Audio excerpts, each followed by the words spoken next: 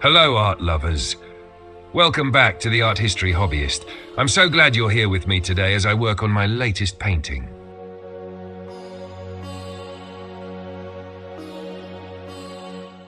Let's take a journey through some of the most famous odalisques in art history, works that have shaped and redefined this subject across the centuries. From Ingres' elongated elegance to Matisse's vibrant abstractions, each artist has left their own mark on the odalisque motif. So grab your favorite drink, settle in, and let's explore the evolution of the odalisque, culminating in my own reimagining of this iconic figure.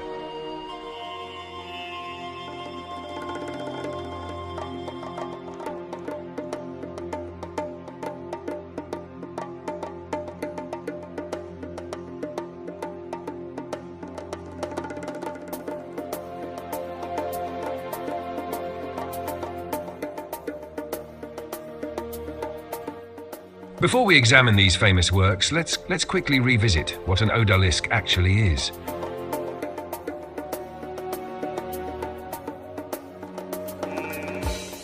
The term comes from the Turkish odalik, meaning chambermaid or female servant, referring to women who served in Ottoman harems.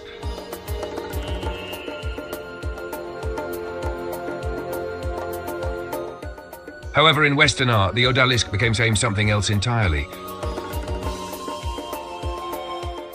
A symbol of exoticism, beauty, and sensuality, often depicted as a reclining figure in a lavish setting.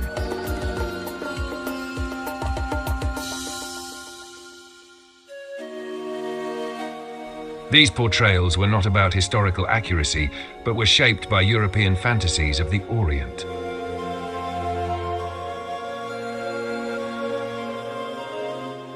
Now let's take a look at how different artists have interpreted this subject over time.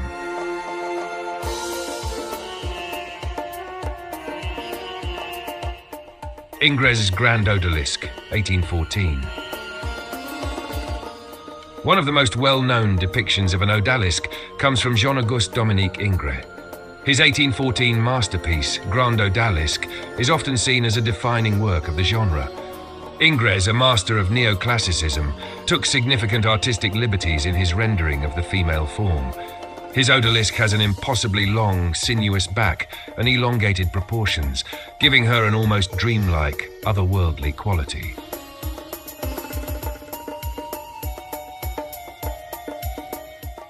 Look at the details, the delicate fan, the rich silk drapery, the deep blue fabrics that contrast with her pale skin. These elements weren't included for historical accuracy. They were meant to create an air of luxury, mystery, and indulgence.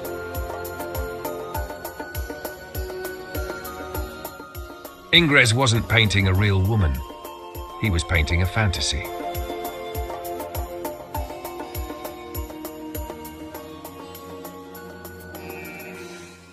Delacroix's Women of Algiers, 1834. In contrast, Eugène Delacroix took a different approach with Women of Algiers in their apartment in 1834. Having traveled to North Africa in 1832, Delacroix infused his work with first-hand observations, though still filtered through the lens of Romanticism's fascination with the exotic. Unlike Ingres' idealized single figure, Delacroix presents an intimate, multi-figure scene. The women, adorned in rich fabrics and gold jewelry, lounge within a detailed, opulent interior.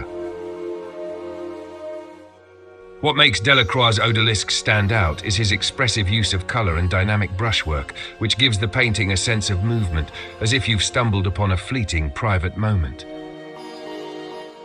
Yet despite his travels, Delacroix's depiction still blurs reality and imagination, merging observation with artistic interpretation. Fast forward to the 20th century, and we see another radical reimagining of the odalisque by Henri Matisse. Matisse was not interested in classical realism or romanticized narratives. Instead, his odalisques were bold, abstract, and drenched in color. During the 1920s and 1930s, he painted numerous odalisques, recognizable for their flattened compositions, vibrant textiles, and decorative patterns. For Matisse, the Odalisque was not about sensuality. It was a study of color, shape, and composition, where the human figure became just another part of his vibrant, patterned world.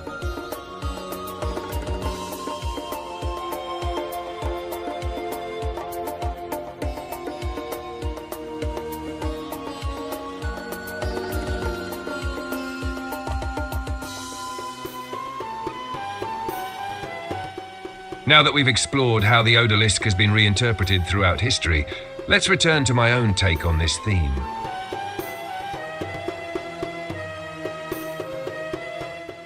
With this painting, I wanted to move beyond the traditional portrayals of the Odalisque and create a figure that embodies strength, regality, and self-possession. Beneath an intricate gilded arch, Rachelle stands, not as a passive muse, but as a commanding presence. Her dark hair flows like a river of silk. Her gaze unwavering, filled with purpose. She is not simply an object of admiration, she is a force in her own right.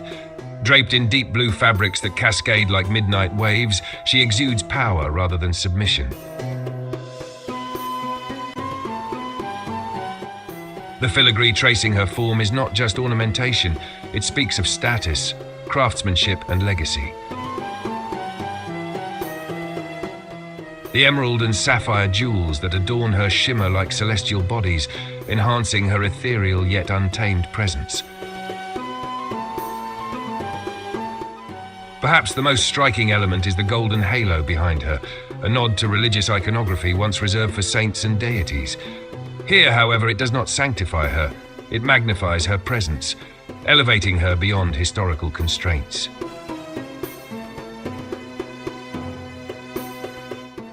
With Rachelle, I wanted to challenge the traditional perception of the Odalisque, to reimagine her not as a woman painted for the gaze of others, but as a figure of her own making.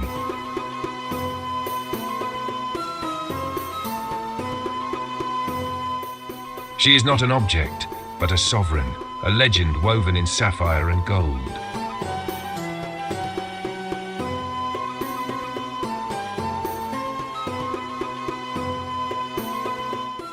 From Ingres's classical elegance to Delacroix's dynamic energy, from Matisse's bold modernism to contemporary reinterpretations, the Odalisque has traveled a long and evolving path through art history.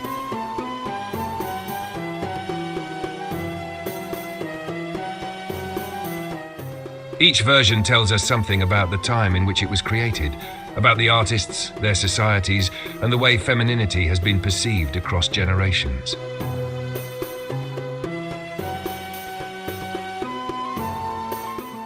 Even today, the Odalisque continues to inspire discussion and reinvention.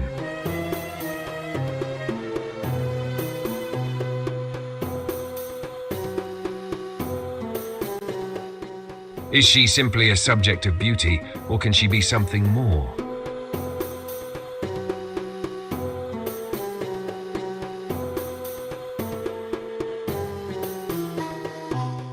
That's a question I hope Rachelle helps explore, bringing new life to an old motif, reclaiming its narrative with strength and grace.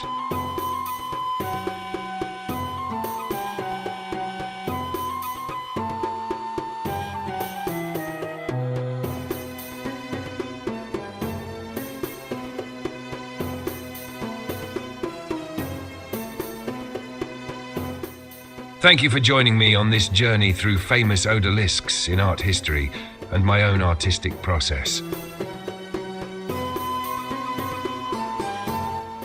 If you enjoyed this deep dive, don't forget to like, subscribe, and share your thoughts in the comments.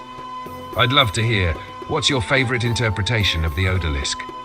Until next time, keep creating, keep exploring, and let's continue uncovering the stories behind the art, one brushstroke at a time.